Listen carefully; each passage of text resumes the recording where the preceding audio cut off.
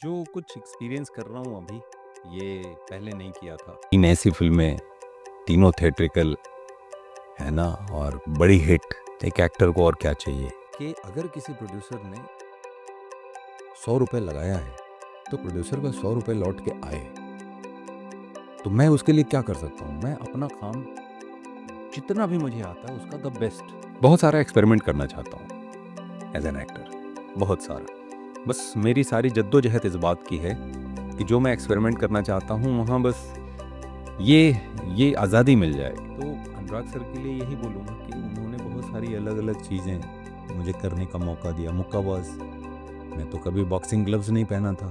तो ज़िंदगी में पहली बार ऐसा हुआ था कि मुझे एक ऐसी फ़िल्म मिली थी जिसका प्रोटोगनिस्ट मैं हूँ और होर्डिंग पे मैं हूँ, और वो घटना घटी थी 18 साल के बाद इस शहर में। बच्चों के दिलों में जगह बनी है लक्ष्मण सर और मैडॉक फिल्म की वजह से। So Vineet, welcome to Movie Fight. Firstly, many congratulations back to back सारे सक्सेसफुल फिल्म्स के लिए। Thank you so much. अगर मैं बात करूँ Chhaava, super boys of Malegaon, Jaat, so Vineet की लाइफ अब कैसे चेंज हो गई है इन दिनों, इन पिछले कुछ महीनों की मैं बात करूँ तो कितनी चेंज हो गई है? जो कुछ एक्सपीरियंस कर रहा हूँ अभी, ये पहले नहीं किया था और बहुत ही स्पेशल है। हम्म, और तीनों की तीनों फ़िल्में अभी थिएटर में हैं, जी। तो ऐसा कभी जीवन में हुआ ही नहीं था। कहीं छावा के बारे में कोई बात करता है और वहीं पे कोई जाट के बारे में बात करता है और वहीं आवाज़ सुनाई देती है, राइटर बाप होता है। तो इट्स वेरी स्पेशल। और 2025 मतलब बहुत कुछ लेकर आया है। राइट, बहुत कुछ अच्छे पॉजिटिव नोट पे लेकर आया बहुत है। मतलब शुरुआत हम ऐसे दौर में चल रहे हैं जहाँ जी। पे फ़िल्म्स नहीं चल रही हैं, कम फ़िल्म्स बन रही हैं, there are lots of things मैं सुनता रहता हूँ। जी। और ऐसे वक़्त में अभी 3 ऐसी फ़िल्में, तीनों थिएट्रिकल, है ना? और बड़ी हिट। बड़ी हिट। राइट। एक एक्टर को और क्या चाहिए? हम्म। ऐसा लगता है कि अ, जो भर-भर के प्यार मिल रहा है, मतलब मैं बहुत ग्रेटफुल हूँ। सो एक। Thanks to my directors, hmm, thanks to my producers, thanks to my co-actors और वो सब लोग जिन्होंने योगदान दिया है इस फ़िल्म को, इन सभी फ़िल्मों को बनाने में। मैं बहुत ग्रेटफुल, मतलब मैं क्या बताऊँ, इस एहसास के लिए शब्द हैं नहीं कि लक्ष्मण उतेकर सर ने जो छावा दी, अ, ऑडिशन नहीं लिया। कोई तस्वीर भी मेरे पास ऐसी नहीं थी हम्म, जिसमें कवि कलश जी का जो किरदार है वैसा कहीं कुछ एक तस्वीर हो, ऐसा भी कुछ नहीं था। And Vaibhav Vishant anti casting जो कास्टिंग डायरेक्टर हैं, उन्होंने ये ऑडिशन नहीं लिया, सिर्फ कन्विक्शन पे। एंड इसकी वजह से क्या ज़िम्मेदारी और महसूस करता हूँ कि जब कोई इस तरह से आपको अपनी फ़िल्म में एक इतने बड़े रोल में कास्ट कर लेता है, तो कहीं ज़िम्मेदारी और फ़ील होती है। नो डाउट ऑडिशन तो देते ही रहे हैं, तो कभी उससे पीछे नहीं हटा, है ना? वहाँ भी मेहनत करता है। हम्म, जैसे वो रीमा कागती के साथ गोल्ड की थी, उन्होंने फिर से भरोसा मेरे में रखा और सुपर बॉयज़ ऑफ मालेगाँव में इतना बेहतरीन किरदार करने का मौका मिला। मैंने ऐसा कुछ किया ही नहीं था पहले करेक्ट। और इतना पसंद किया गया। तो जब डायरेक्टर, मेकर्स रिपीट करते हैं, तो बहुत स्पेशल लगता है। तो जैसे आपने इस कन्वर्सेशन में, इस आंसर में आपने एक लाइन कही कि एक एक्टर को और क्या चाहिए। सो अगर मैं पूछूं कि विनीत कुमार सिंह को और क्या चाहिए इस वक्त?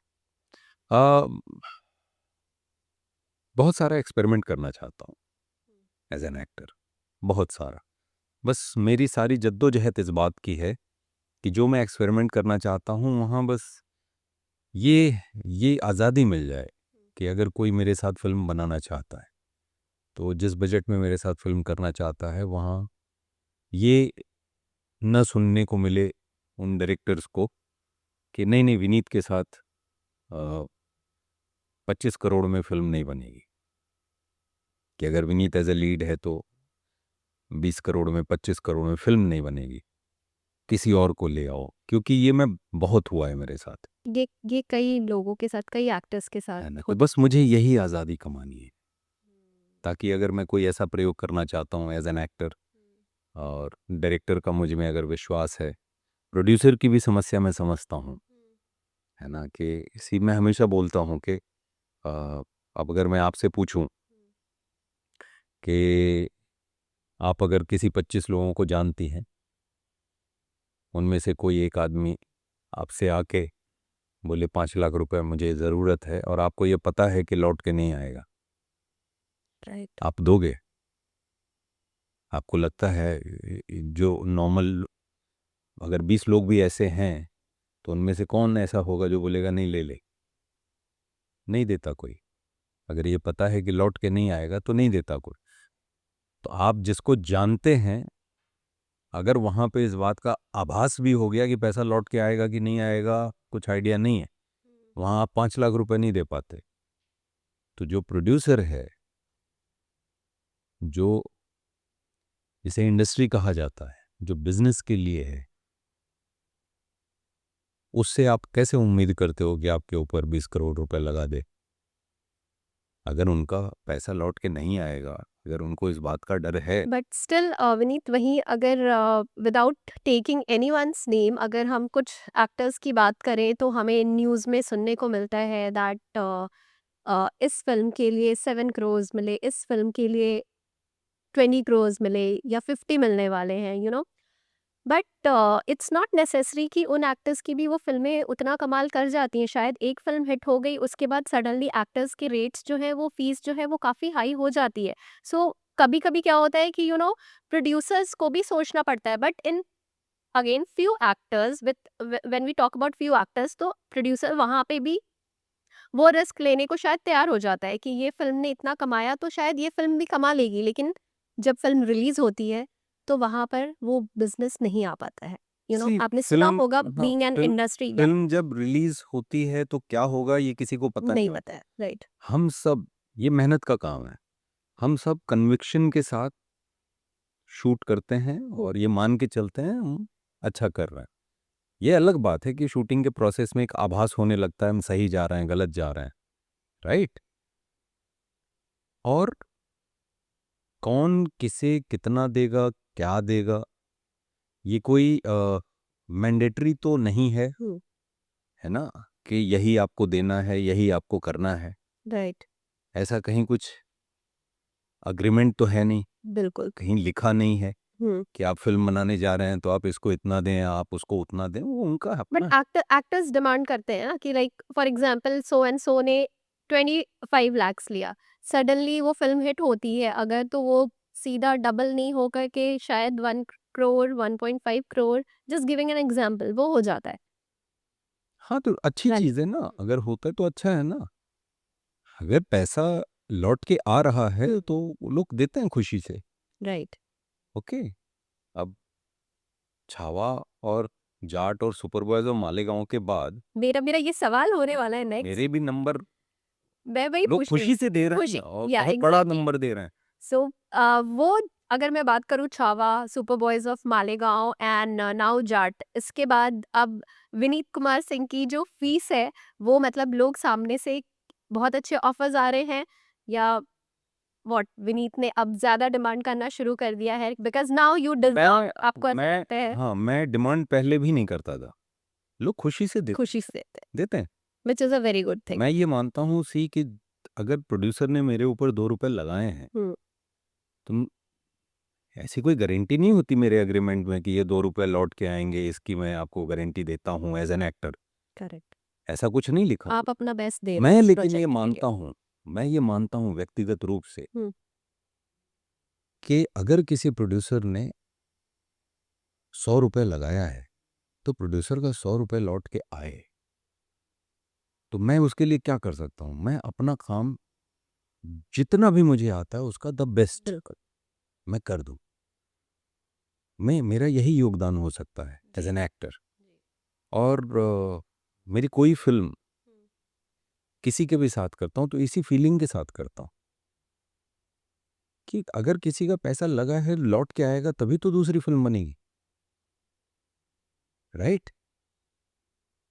तो मैं ये सोचता हूँ, ये मानता हूँ और ये इसी तरीके से फंक्शन भी करता हूँ। लोग खुद देते हैं अब। बट एज एन एक्टर वो एक रिस्पॉन्सिबिलिटी जो होनी चाहिए जो होती है वो आप में है कि हाँ, जैसे आपने कहा कि अगर प्रोड्यूसर मेरे ऊपर 100 लगा रहा है तो मैं चाहूंगा कि वो रिटर्न आ जाए। बिल्कुल, मैं तो बिल- यहाँ तक है, या मतलब मैं खुद तो नहीं बोलूँगा, नाम नहीं लूँगा, हम्म। बट मैंने काम किया है कि शूट में कुछ नुकसान हुआ तो मैंने सामने से कहा जी। कि मैं ये पैसे छोड़ रहा हूँ। ये उनका बड़प्पन है कि बोले नहीं उसमें आपकी कोई गलती नहीं है। लेकिन मुझे ऐसा लग रहा है, बिकॉज़ मैं डायरेक्शन में भी काम किया हूँ। मैंने बोला था, ऐसा नहीं था मेरे पास बहुत पैसे हैं, बट मेरा भाव ऐसा ही रहता है।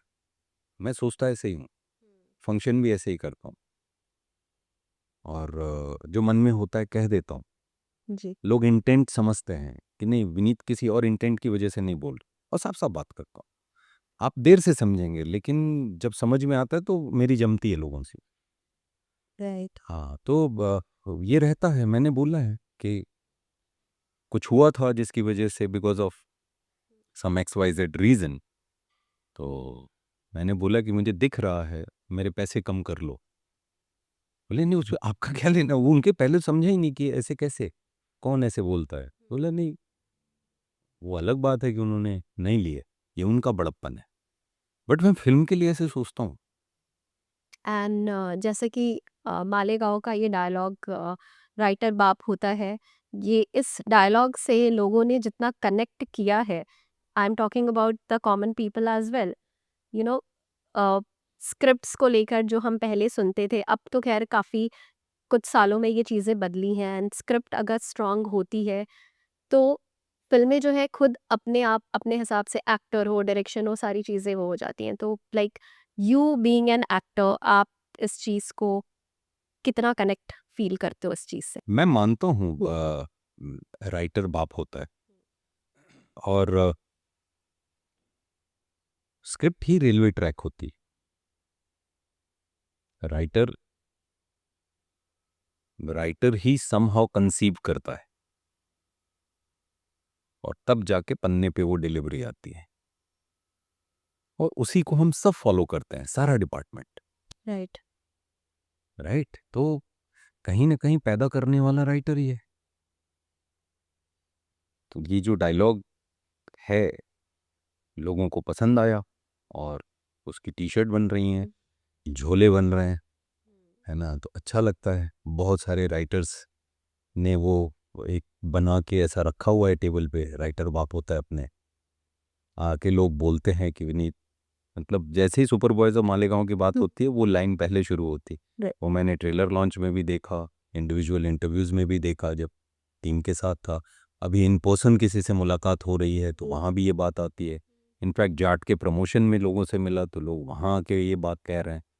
तो समहाउ कहीं न कहीं राइटिंग अगर अच्छी होती है, तो बाकी सारी चीज़ों की संभावना बढ़ जाती। राइट। अगर अच्छी कहानियाँ लिखी जाएँ, अच्छी स्क्रिप्ट्स हों।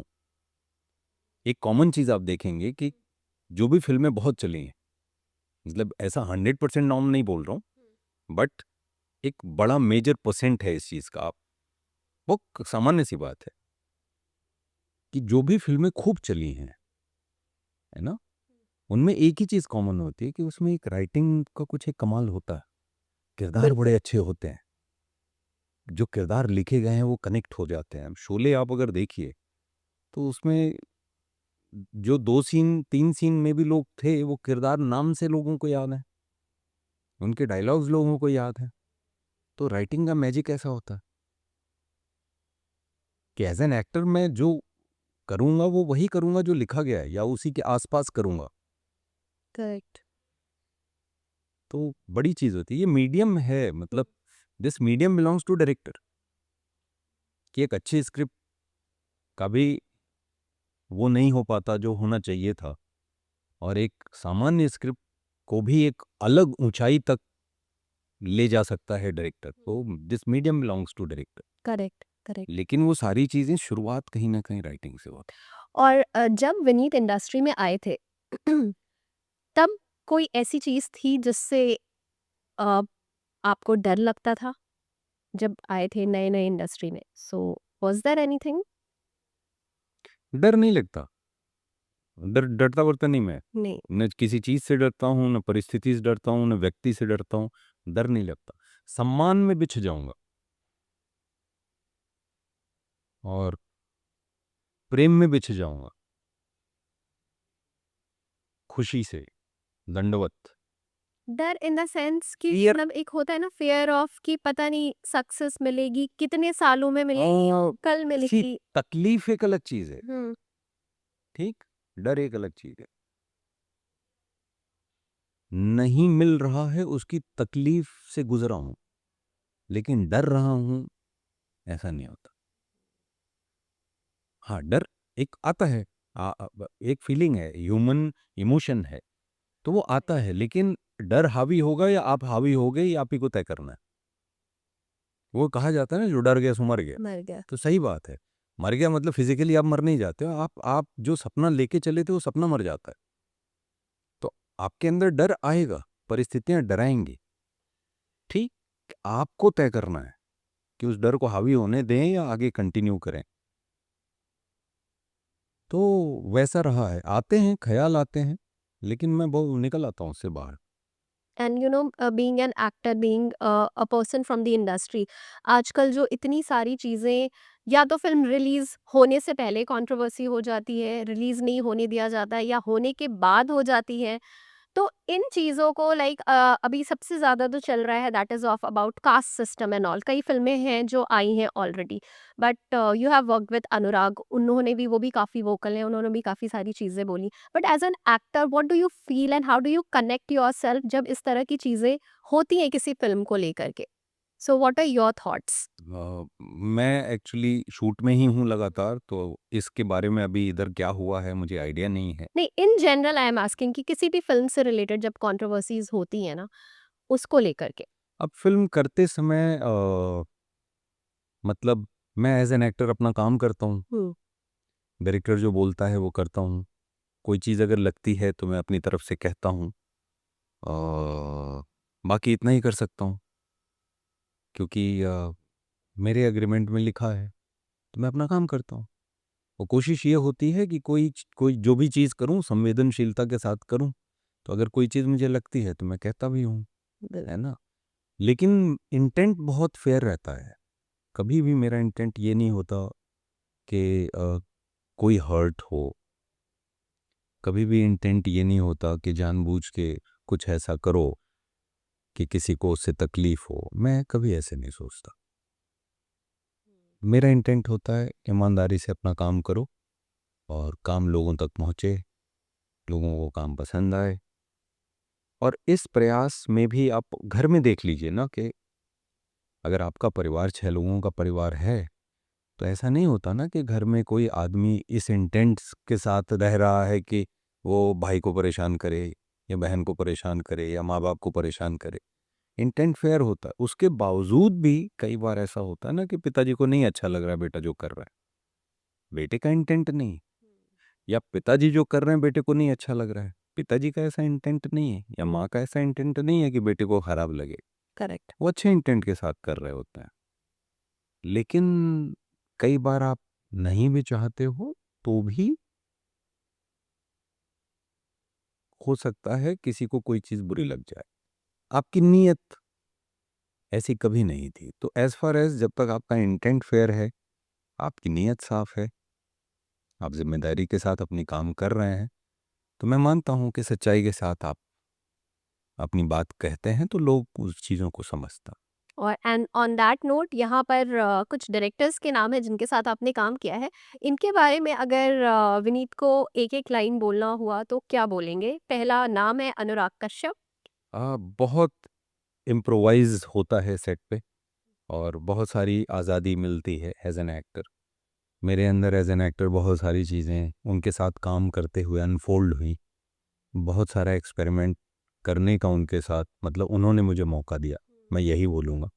बिकॉज़ अगर बॉम्बे टॉकीज़ में जो किया था मुरब्बा, उसे देख के कोई अगली में कास्ट नहीं करेगा कि अगली का चैतन्य मिश्रा, बॉम्बे टॉकीज़ का जो विजय का किरदार है, 2 बहुत अलग हैं। और इन दोनों को देख के कोई गैंग्स ऑफ वासेपुर के दानिश खान में मुझे मौका नहीं देगा। मतलब जो मैंने नहीं किया है, उसको झाँक के कुछ दे देना, ये बड़ी बात होती। जैसे लक्ष्मण सर ने मुझे एक हिस्टोरिकल किरदार दिया, जी। मैंने कभी नहीं किया था। रीमा कागती ने मुझे सुपरवाइज़र मालेगाँव में जो रोल दिया, मैंने ऐसा नहीं किया था। और बहुत लोगों ने बोला नहीं, यूपी और उधर का ही मैं रोल ज़्यादा किया हूँ। बट रीमा ने मुझे महाराष्ट्र के मालेगाँव का फ़रूक जाफ़री का किरदार दिया, जिसकी लिंगो बहुत अलग है। तो जब तक काम नहीं मिलेगा वैसा, तब तक मैं क्या कर पाऊँगा ये पता नहीं चलता। तो मैं इन चीज़ों में नहीं पड़ता, मैं चुपचाप अपना काम करता हूँ। At the same time Gopichand Malineni ने जाट में मुझे जो है विलेन के स्पेस को एक्सप्लोर करने का मौका दिया। मैंने कभी नहीं किया है ऐसा। तो अनुराग सर के लिए यही बोलूँगा कि उन्होंने बहुत सारी अलग-अलग चीज़ें मुझे करने का मौका दिया। मुक्काबाज़, मैंने मुक्काबाज। कभी बॉक्सिंग ग्लव्स नहीं पहना था, है ना? तो वो दिया। अब अगर बॉम्बे टॉकीज़ के विजय के किरदार को देखिए, जिसे उस फ़िल्म में वॉचमैन भी जूते से मार लेता है। जो वॉचमैन को भी अ, पुश नहीं कर पाता।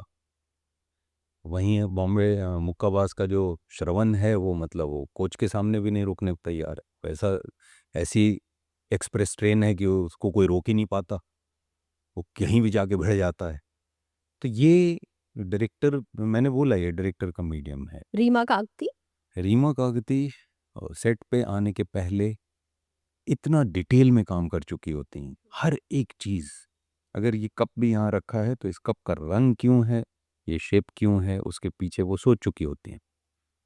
इतना डिटेल काम करती हैं। शी इज़ राइटर ऑल्सो, तो किरदारों के बारे में खूब खूब खूब अच्छे से उनको पता होता है कि किरदार क्यों ऐसे बोलेगा, क्यों नहीं बोलेगा, क्यों ऐसे नहीं बैठेगा, तो सब पता होता है। इवन प्रॉप में खाने-वाने की भी चीज़ें आती हैं, तो उसके भी पीछे ऐसा नहीं होता है चलो चखना लाना कुछ भी रख दिया। वो कहाँ के लोग हैं और कहाँ पे बैठे हैं, तो वहाँ क्या चखना आ सकता है। She thinks at that level. Sudhir Mishra. हाँ, he is very bold director. मुझे याद है जब मैं सुधीर सर के साथ काम कर रहा था, तो मैंने अनुराग सर को बोला था कि वो आपके जैसे ही शूट करते हैं। तो अनुराग सर ने बोला था, नहीं विनीत, वो मेरे जैसे नहीं शूट करते, मैं उनके जैसे शूट करता हूँ। मैं वहाँ से सीख के निकला हूँ। एंड कमाल की नॉलेज है। सुधीर सर के साथ आप बैठिए, तो बस मेरा ये होता है सुनते रहो सर को। आप हर चीज़ पे उनसे बात कर सकते हैं। एज उनके लिए मायने नहीं रखती। अच्छे खासे जवान लोगों से भी जवान दिल है उनका। वो इतनी बेबाकी और इतना ज़िंदा दिली के साथ करेक्ट। बातचीत आप कर पाते हैं सुधीर सर के साथ। हाँ, उनकी नॉलेज, लाइक आप हिस्ट्री में चले जाओ, या medal he is history very में आ नॉलेज जाओ, सारी चीज़ों को फ्रीडम के लेकर। पहले आ जाओ, फ्रीडम के दरमियान आ जाओ, फ्रीडम नेशन को फ्रीडम मिलने के बाद आ जाओ, और जो बड़े-बड़े जो इंसिडेंट्स हुए, उसके बारे में बात कर लो, पर्सनैलिटीज़ के बारे में बात कर लो। चाहे वो पॉलिटिकल पर्सनैलिटी हो, राइटर्स हों, डायरेक्टर्स हों, इंटरनेशनल सिनेमा हो, म्यूज़िक हो, जर्नलिस्ट हों, बुक्स हों। He is like exactly. And lastly Laxman Utekar. Thank you so much Laxman sir. आपने मतलब जो मुझे दिया है, उसका मैं कितना भी बोल लूँ, शुक्रिया अदा नहीं कर सकता। बच्चों के दिलों में जगह हुँ। बनी है लक्ष्मण सर और मैड डॉग फ़िल्म की वजह से। तो thanks to Dinesh Vijan sir, Pooja Vijan and Laxman Utekar sir. बस बच्चा-बच्चा वो पोएट्री दोहरा रहा है, आके मुझे सुनाता है। तो कहीं वो किरदार बहुत दिल में उतर गया है लोगों के। एक जो लाइन ऐड करना चाहूँगी शायद मे बी एक जो स्टारडम वाला ये होता है, इस फ़िल्म से आपका वो ज़्यादा बढ़ गया है। पहली बार ये अनुभव किया है कि क्या होता है ये, हम्म, है ना, कि आप कहीं से चलते हो और कहीं तक पहुंचने में अगर वो इवेंट है तो कैसे वो 20 कदम की दूरी जो है 10 मिनट तक तय नहीं हो पाती। And since we don't have now time, बस ये एक लास्ट पिक्चर है, इसकी स्टोरी हम जानना चाहेंगे। सो ये आप और शाहरुख हैं यहाँ पे, ये कब की पिक्चर है, इसके पीछे की स्टोरी कुछ याद है? शाहरुख सर, मैंने बार्ड ऑफ ब्लड की थी, तो ये उस इवेंट की पिक्चर है। और शाहरुख सर की जो कंपनी है रेड चिलीज़ ने प्रोड्यूस की थी नेटफ्लिक्स के लिए, और बहुत ही कमाल का अनुभव रहा। और is magnet kind of personality, very caring, very sensitive, and बहुत ही अच्छा अनुभव था। तो ये उस रात की पिक्चर है। ओके, थोड़ा बाहर लेके जाती हूँ, आपका नॉस्टैल्जिया की तरफ लेके जाती हूँ मैं। And you and your wife Ruchira, yes, ये कब की पिक्चर है, कौन से साल की, ये क्या स्टोरी है? मुक्काबाज हो गई थी। हम्म, और हम लोग निकले थे होर्डिंग्स देखने के लिए, कि पता चला कि होर्डिंग लगी है। अच्छा। तो जिंदगी में पहली बार ऐसा हुआ था हम्म, कि मुझे एक ऐसी फिल्म मिली थी जिसका प्रोटोगनिस्ट मैं हूँ और होर्डिंग पे मैं हूँ। और वो घटना घटी थी 18 साल के बाद इस शहर में। वाह। तो ये रुचिरा और मेरी सिस्टर मुक्ति भी इसी बेंच पे हमने फोटो ली है। अच्छा। मुक्ति की भी फोटो होगी ऑलमोस्ट इसी जगह पे। तो हम एंड रात में निकले थे, हम गए थे कार्टर रोड। अच्छा। तो अंधेरी से देखते हुए कहाँ कहाँ कहाँ पोस्टर्स कहाँ लगे हैं, है, होर्डिंग सारे? And it's very emotional kind of, because कोई भी कलाकार जब किसी शहर में आता है हम्म, एक सपने को लेके मुंबई आता है, तो उस इंतज़ार में होता है कि उसका कोई ऐसा बड़ा काम आए, है ना, जो उसने सपना देखा और इतना उसके पीछे लगा हुआ है। तो 18 साल के बाद ये मौका आया था, तो we just celebrate like this. Wow, that's damn sweet. Last picture is of this, ये क्या पिक्चर है, कब की है? ये गंगा पार करना था तैर के, मुक्काबाज के लास्ट डे का शूट है ये। अच्छा। बनारस के घाट पे हम लोग शूटिंग कर रहे थे। तो अ, घाट पे ही वो जो डांस वाला है सीक्वेंस गाने का वो था। फिर गंगा में तैर रहा हूँ, वो जो स्विमिंग की ट्रेनिंग है स्टेमिना के लिए, जो रवि किशन भाई के साथ, मतलब ही इज़ द कोच। तो वो सब सीन वीन करके सुबह 5 बजे से हम लोग शूट कर रहे थे, and that was the last day. तो बस मौज में थे, सब बहुत खुश थे, फिल्म अच्छी बन रही है, बन गई है, आज आखिरी दिन है। और उसी दिन पैर में चोट लग गई। ओ, सो ये तब की पिक्चर है। हाँ, ये तब की घाट पे पिक्चर है कि हम लोग उधर से मतलब वी वर वेटिंग के एक बार कर चुके थे, फिर जाना था तैर के। तो हम लोग गंगा के बीच में कहीं जाते थे और फिर बोट से कूद जाते थे, फिर तैरते थे, फिर शॉट लेते थे। ऐसा सब हो रहा था। Lovely, thank you so much. Time बहुत कम था, आपने इतना टाइम दिया। Thank you so much Vineet for talking to us, and wish you all the success and love. Thank you so much.